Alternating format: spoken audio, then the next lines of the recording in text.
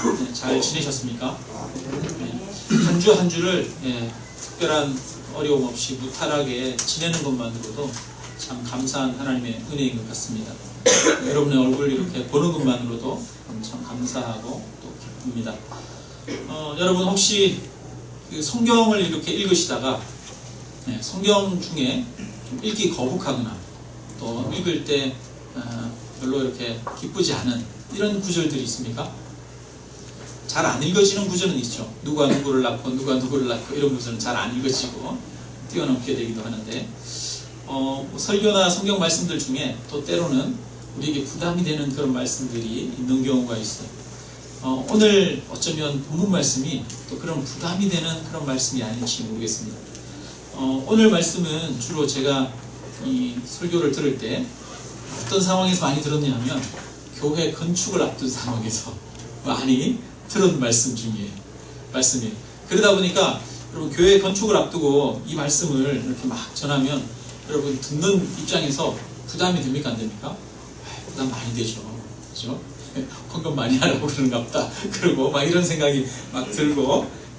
근데 여러분 오늘 우리는 건축해야 되는 상황에서 그런 말씀 드리는 게 아니니까 부담 가지 마시고 우리가 오늘 말씀에 집중해서 한번 같이 말씀에 귀 기울이기를 원합니다.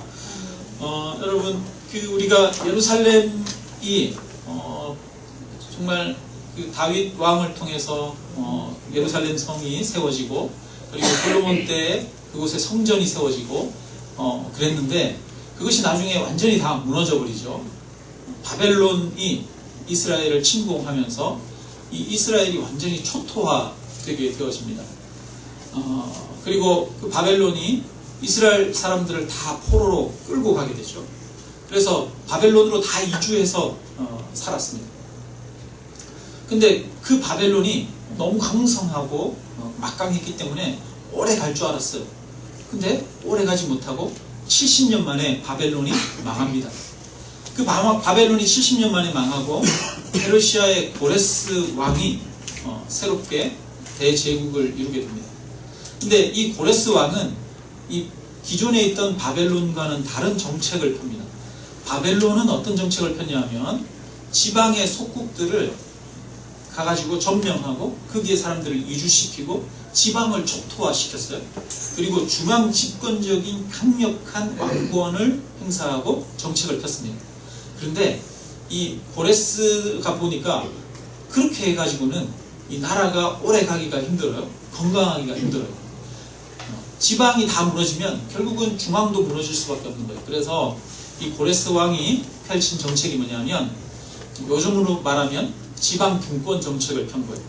그래서 이 페르시아가 지배하고 있는 여러 수십 민족이 있었는데 그 수십 민족들에게 다 야, 니네는 포로로 여기 끌려와 있는 사람들 중에 고향으로 돌아갈 사람들은 자유롭게 고향으로 돌아가도 좋다. 고향으로 가가지고 니네가 가지고 있는 문화, 니네가 섬기는 신을 위해서 섬기고 다시 너희의 그 고향을 재건하라. 이렇게 명령을 내립니다. 그래서 그 명령을 받고 이 바벨론의 포로로 끌려갔던 유대인들이 다시 예루살렘으로 돌아옵니다. 오늘은 그 예루살렘으로 돌아와서 그들이 성전을 짓던 시기에 학개 선지자를 통해서 주셨던 그 말씀입니다. 여러분 한번 생각해 보세요. 이 바벨론에 의해서 무너지고 포로로 끌려간 지 70년이 지났어요.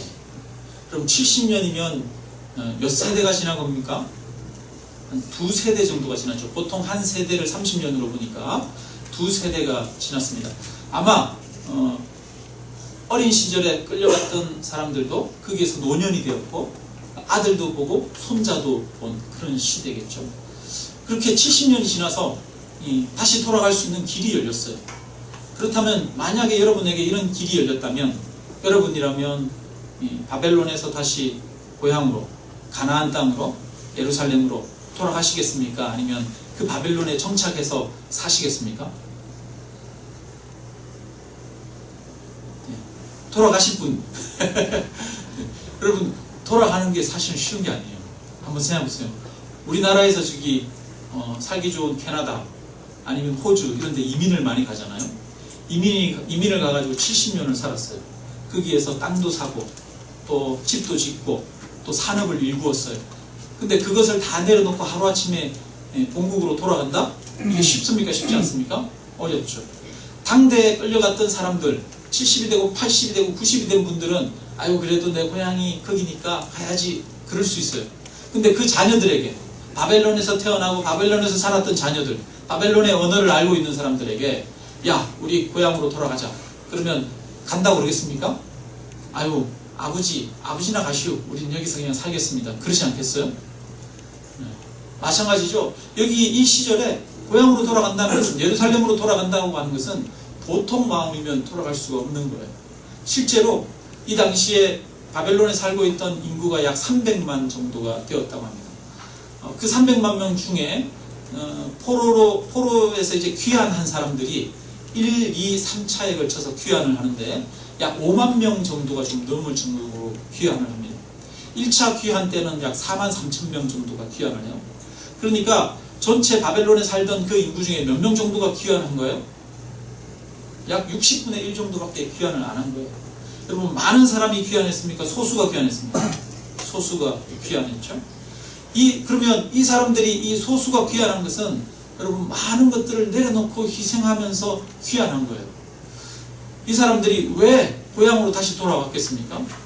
이 사람들이 고향으로 돌아왔던 것은 하나님께서 이스라엘 백성들에게 가나안 땅을 영원한 그들의 유업으로 주시겠다라고 약속했기 때문이에요. 조상들에게 하나님께서 약속하신 그 약속의 말씀을 의지하여서 그들이 돌아온 겁니다. 모든 산업을 내려놓고 돌아온 거예요. 여러분, 그렇다면 이들에게는 믿음이 있습니까? 믿음이 없습니까? 엄청난 믿음이 있는 사람들이에요. 헌신이 있습니까? 헌신이 없습니까? 헌신이 있는 사람들이에요. 자기를 희생하고 자기의 것들을 내려놓을 수 있는 사람들이 이 사람이었어요. 자기가 가진 모든 것들을 내려놓은 거죠. 여러분, 요즘이랑 이 당시랑 문화가 완전히 다르지 않습니까?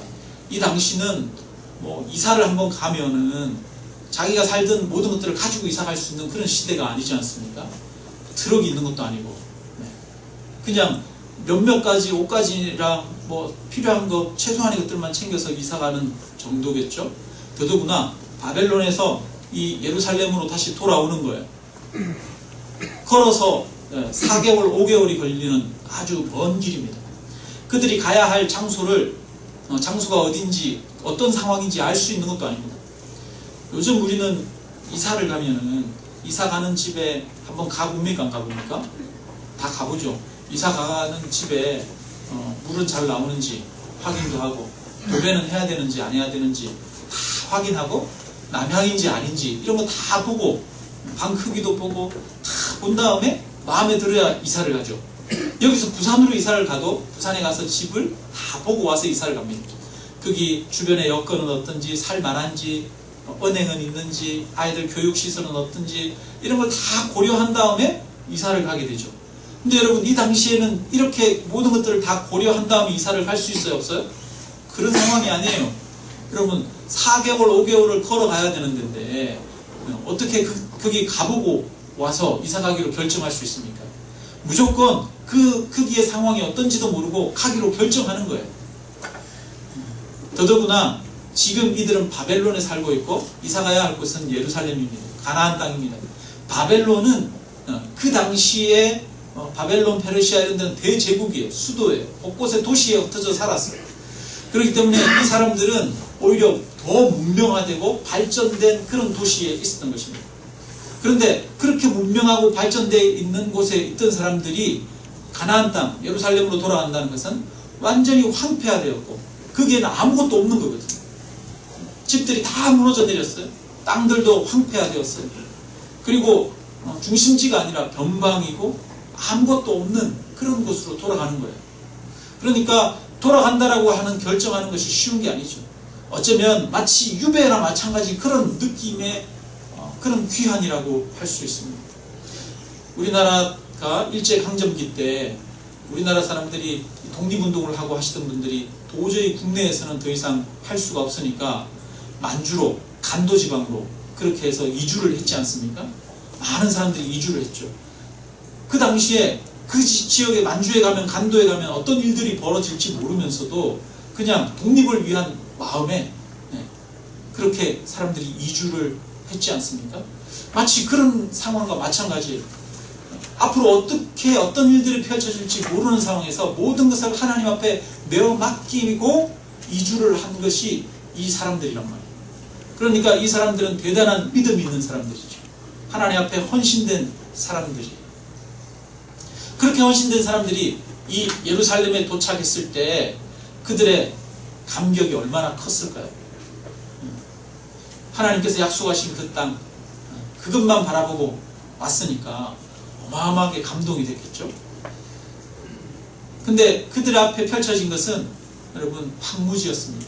건물들이 다 무너져 버리고 아무것도 없는 그런 공허한 도시였습니다. 그들이 얼마나 절망하고 좌절했을까요? 우리나라의 그 일제시대 때 이제 에서 해방되고 나서 뭐 상해 임시정부 요원들이나 또 독립운동 하던 사람들이 우리나라에 귀국했잖아요. 배 타고 뭐 비행기 타고 이렇게 귀국했을 때 사람들이 나가서 막 그들을 맞으면서 환호했습니까? 아니면 아무도 없었어요? 사실은 아무도 알아주지 않았죠. 별로 환호하지도 않았죠. 마찬가지로 그들을 맞아줄 수 있는 사람들이 아무도 없어요. 예루살렘에 가봐야 별로 없어요, 사람들이. 그런 상황에서 와서 이들이 예루살렘에서 성전을 짓기 시작했습니다. 성전에 기초를 놓고 먼저 하나님을 위해서 살기로 결단하고 애썼어요. 그런데 그 일들이 뜻대로 되지 않는 거예요.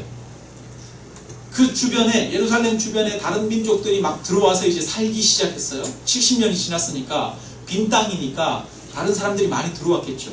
그 주변에 있던 많은 다른 민족들이 이 예루살렘 성을 새로 중건하고 성전을 지으려고 하는 것을 보니까 위협을 느낀 거예요. 다른 이 옛날에 살던 이스라엘 사람들이 들어와서 다시 집을 짓기 시작하고 다시 그들의 성을 건축하려고 하네. 야, 이 사람들 가만히 놔두면 나중에 우리한테 뭐가 되겠다? 해가 되겠다. 그래서 이 성전 건축을 주변에서 이제 방해하기 시작합니다.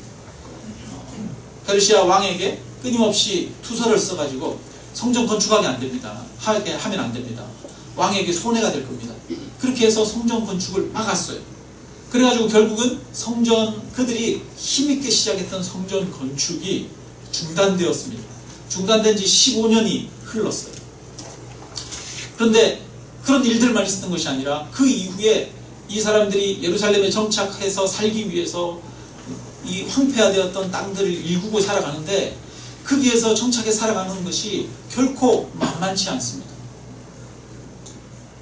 풍년이 드는 것이 아니라 비가 적게 오고 그러니까 흉년이 들고 재해가 일어나고 너무 힘들고 어려운 거예요. 가뭄이 연속해서 들기 시작합니다. 그래서 사람들은 말해요. 약 15년이 지난 이후에 2절에 보면 우리가 2절 한번 읽어보겠습니다. 같이 있습니다. 만군의 여호와가 이와 같이 말하여 이르노라.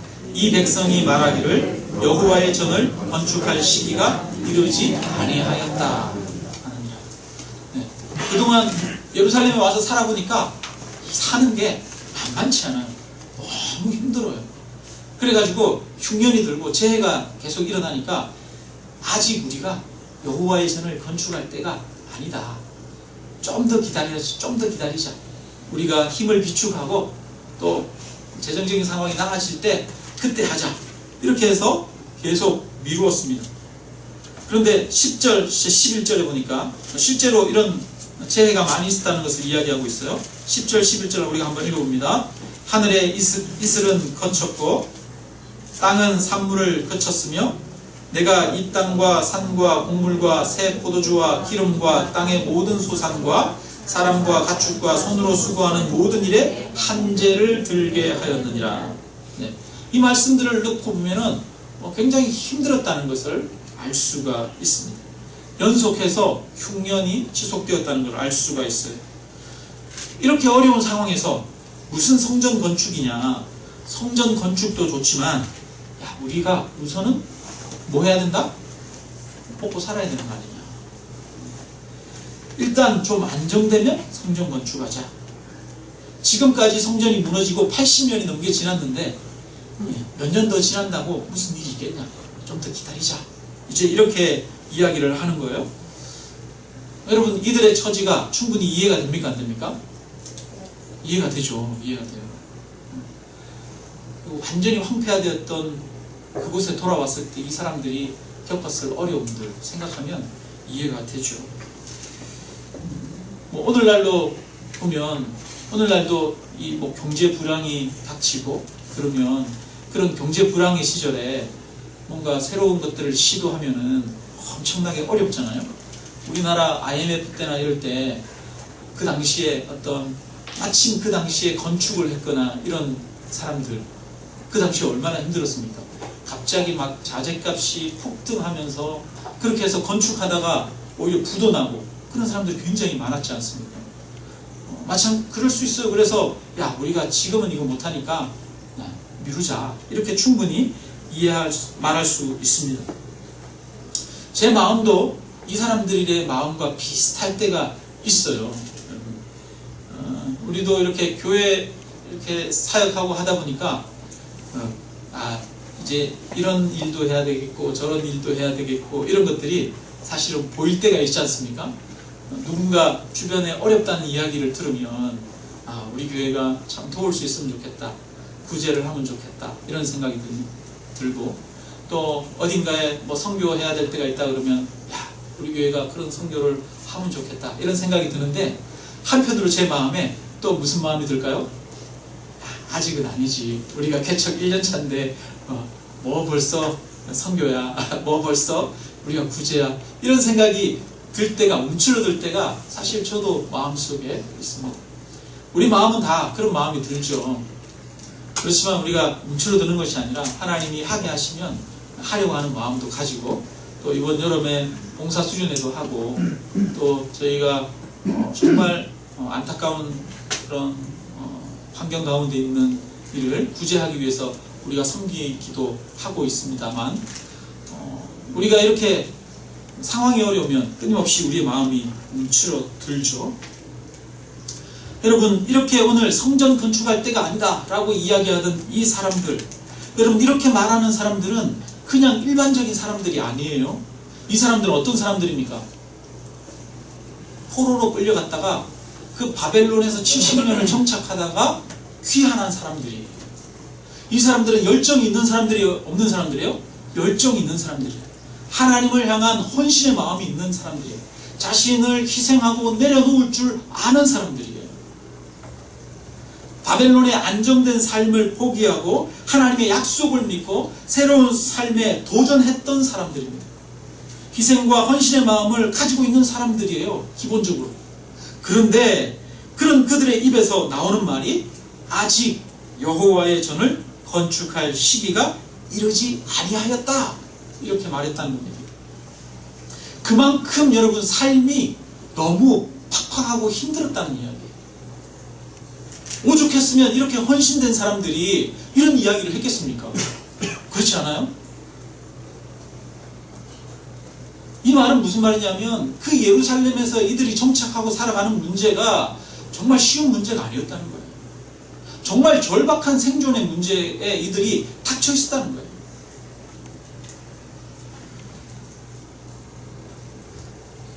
이들에게는 하나님 나라나 성전 건축이나 가치 있고 의미 있는 일 같은 것이 그런 이야기를 하는데 그거에 다 동의한다는 거예요. 그 말은 안다는 거예요. 그러나 우리가 너무 힘드니까 지금은 그거 할 때가 아니다, 조금만 기다리자, 이런 마음인 거죠. 여러분, 환경과 상황이 우리의 마음을 약하게 만들지 않습니까?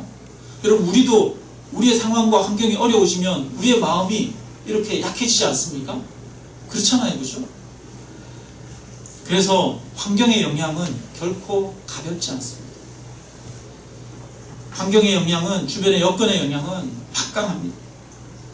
예루살렘 귀환이라고 하는 큰 헌신을 결정한 사람들의 마음도 이렇게 무너지게 만든 것이 이 예루살렘 성전 건축의 주변 여건과 환경과 현실이었어요.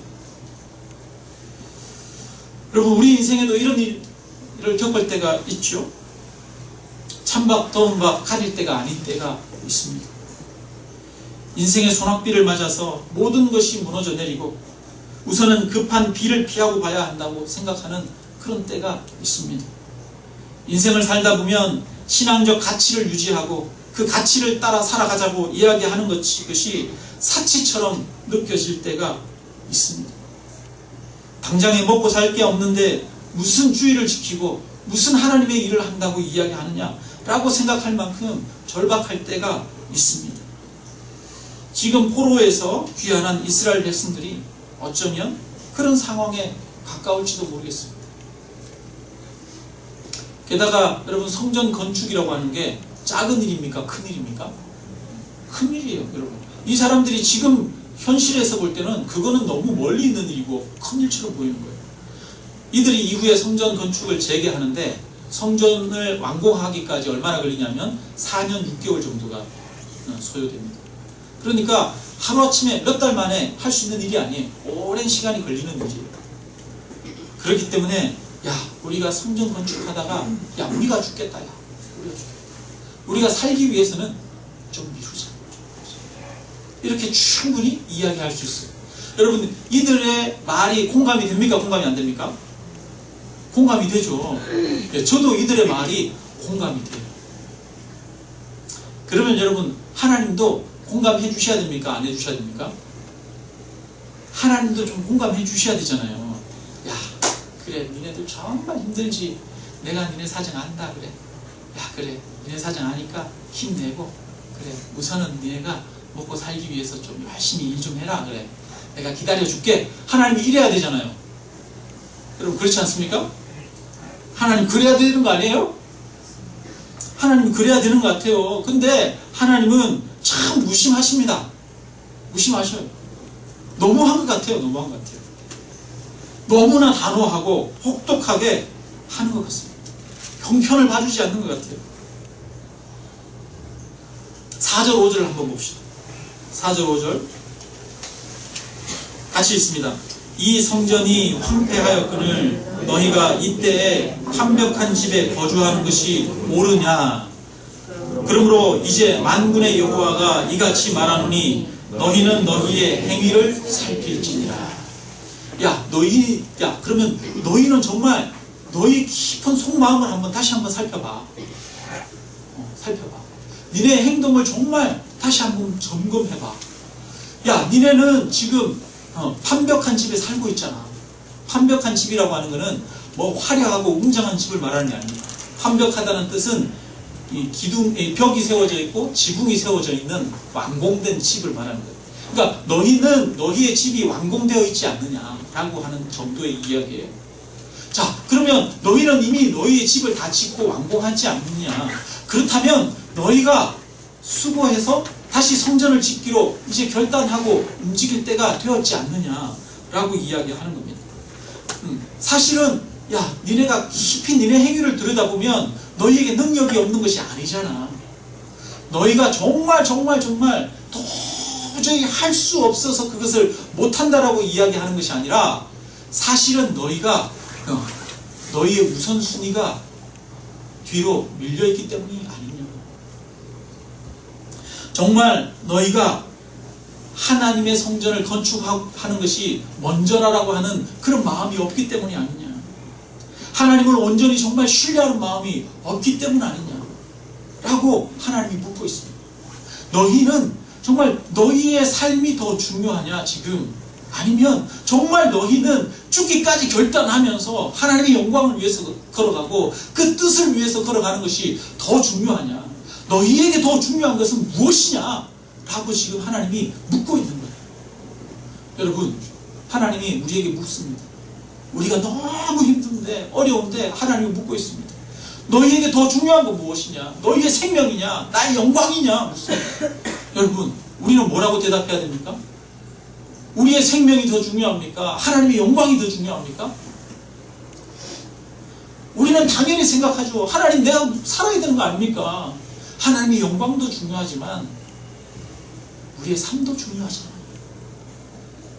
그게 우리의 고백입니다.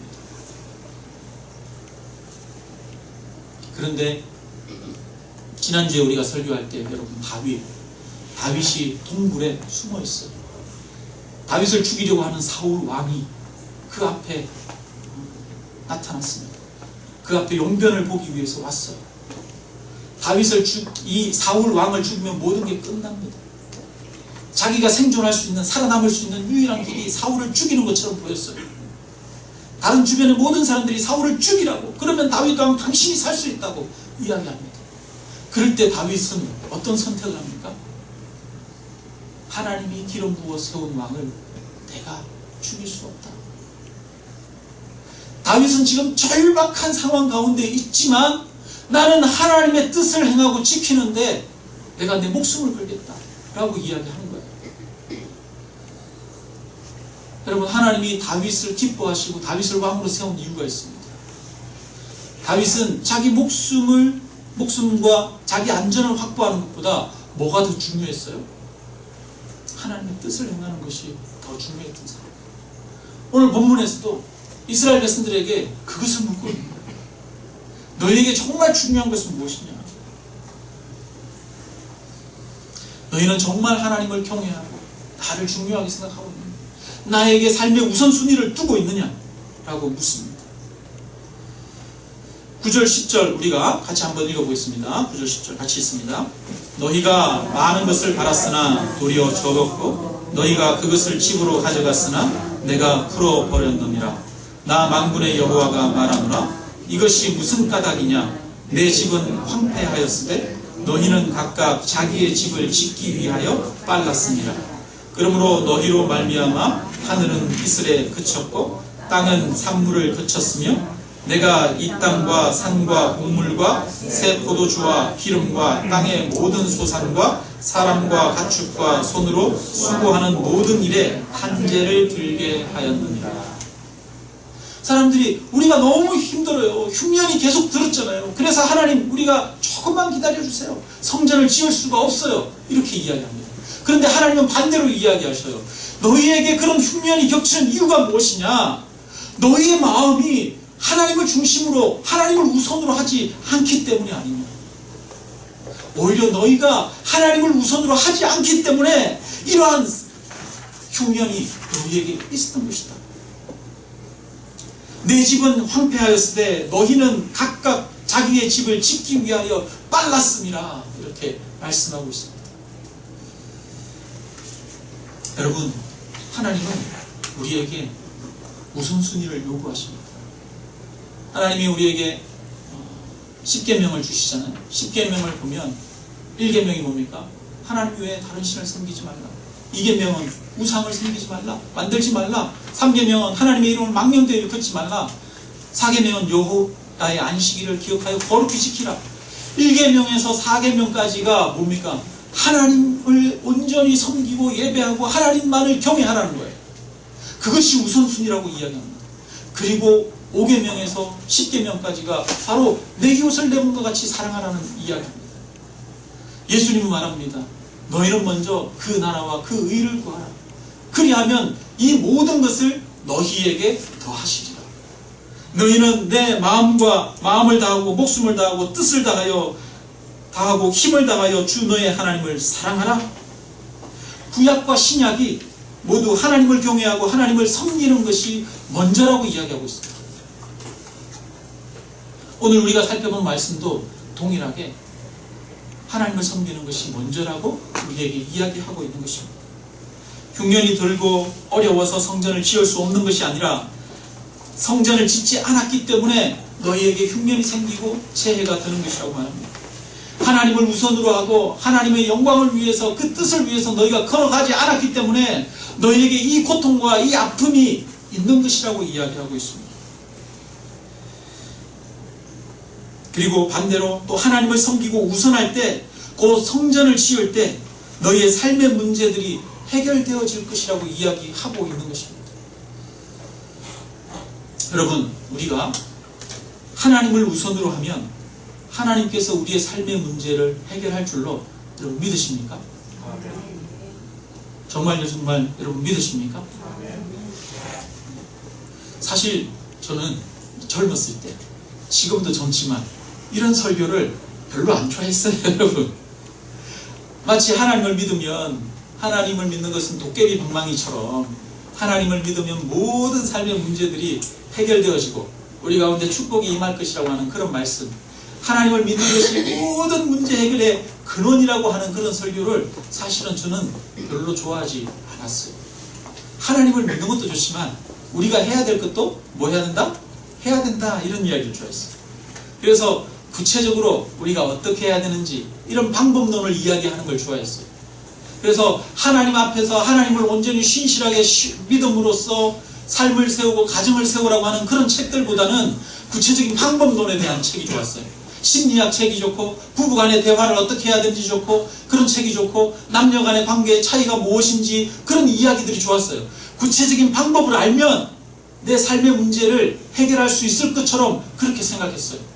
그런데 여러분, 그게 아니더라고요. 여러분, 살아보니까 구체적인 방법을 알고 방법을 많이 연구한다고 해서 그것이 내 삶의 문제를 해결할 수 있는 근원은 아니더라는 거예요.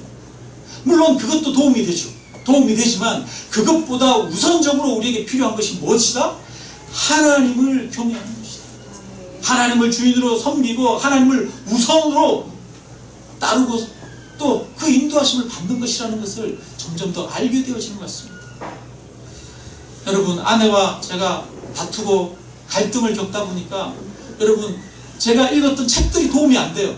갈등을 겪을 때는 이렇게 해라 라고 하는데, 다투고 갈등을 겪는데 도저히 이 갈등을 풀고 싶은 마음이 있어요, 없어요? 없어요. 방법론을 몰라요? 남녀의 차이를 몰라요? 남녀의 차이는 아는데, 방법은 아는데 돼요, 안 돼요? 마음이 움직여지지 않는 거예요, 마음이. 여러분, 누군가 다투고 싸우면 그 사람을 용서해야 된다는 거 알아요, 몰라요? 용서해야 된다는 거 알잖아요. 근데 여러분, 용서가 됩니까, 안 됩니까?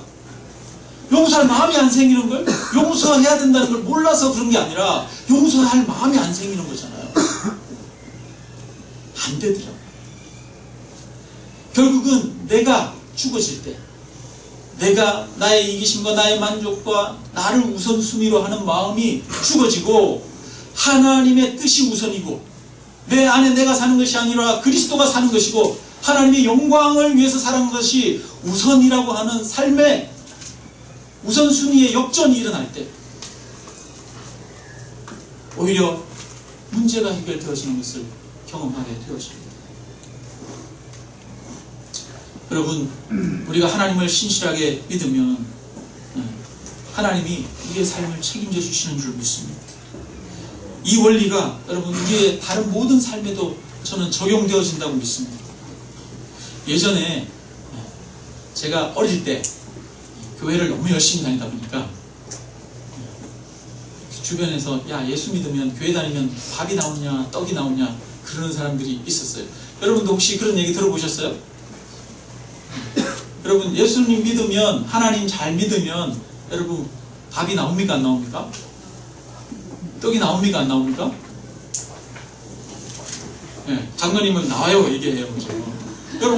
여러분 나옵니다. 여러분, 예수님 잘 믿으면 밥이 나오는 줄로 믿습니다. 아멘. 밥이 나와요, 여러분. 예수님 잘 믿는다는 게 뭡니까? 예수님 잘 믿는다는 것은 그냥 내가 교회만 가가지고 기도하고 그냥 앉아있는 게 아니에요. 예수님 잘 믿는다는 것은 나의 유익과 나의 만족만을 위해서 살아가는 게 아니라 하나님의 영광을 위해서 살아가고, 그래서 또 내 이웃을 위해서 살아가고 최선을 다해서 살아간다는 거예요. 일터에서도 여러분, 사람들에게 아웅하고 눈가림만 하기 위해서 살아가는 것이 아니라 하나님이 날 보고 계시기 때문에 내가 하나님의 영광을 위해서 내가 내 일을 하는 거예요. 최선을 다해서 섬기는 거예요. 내 양심껏 일하는 거예요. 여러분, 그러면 그런 사람들에게 하나님이 나중에 시간이 지나면 그 열매를 얻게 하시겠습니까? 안 하시겠습니까? 하나님 열매를 얻게 하시죠. 그런데 여러분, 우리는 뭐에 빨라요? 우리의 눈앞에 있는 이 자기 만족과 자기 평안을 구하는 것이 빨라요. 포로 생활에서 예루살렘으로 귀환했던 사람들, 하나님을 위해서 살기로 결단하고 성전을 건축하기로 마음먹고 귀환했던 사람들조차 그들에게 여러 가지 삶의 역경이 닥치고 환경이 닥치고 어려움이 닥칠수록 그들의 마음 가운데 하나님을 우선으로 하는 것이 아니라 나도 살아야 되잖아요. 먹고 살아야 되는 것 아닙니까? 이런 이야기들이 나온 거예요. 그런데 하나님은 매정하시게도 말씀하십니다. 너희의 우선순위가 무엇이냐? 너희가 정말 하나님을 경외하느냐? 나를 신뢰하느냐? 나의 영광을 위하여 살아가고 있느냐? 나의 뜻을 구하고 있느냐? 하나님은 요구하고 계십니다. 여러분, 하나님은 우리가 힘들 때, 우리가 어려울 때 오히려 말씀하셔요.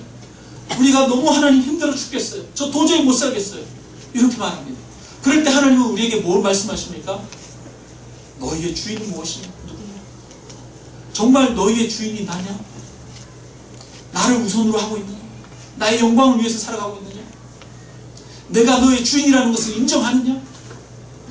나에게 삶을 맡기고 있느냐? 하나님은 우리가 너무 힘들어서 내가 내 삶의 문제를 책임지려고 하는데, 내 힘으로 어떻게든 해결해 보려고 하는데, 하나님은 말씀하십니다. 야, 네 힘에 의지하지 말고 내가 너를 해결해 주는 사람이야. 내가 너의 문제를 해결해 주는 분이야. 그러니까 네가 어렵고 힘들다고 해서 그 문제를 붙들고 아둥바둥 네 힘으로 해결하려고 하는 것이 아니라, 먼저 너는 하나님의 뜻을 구해. 하나님의 영광을 구해. 하나님 앞에 내어 맡기고 걸어가.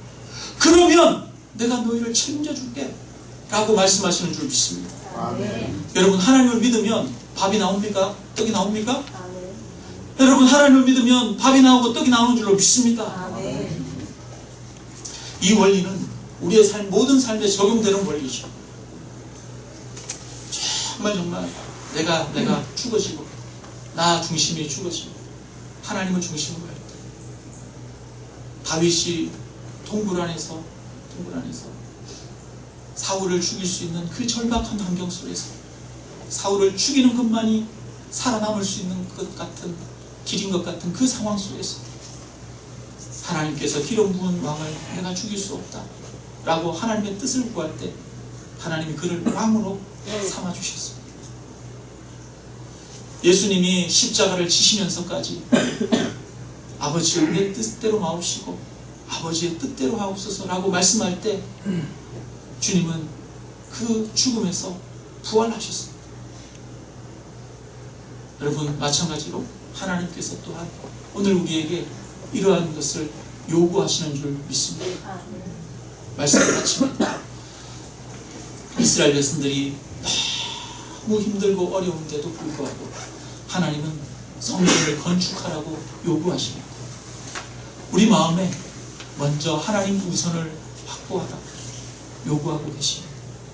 이 하나님의 부름에 응답하는 저와 여러분, 위하여 하나님이 우리 인생의 주인이 되시고 우리 인생을 다스리고 통치하고 역사하시는 그런 축복이 있기를 주님의 이름으로 축원합니다.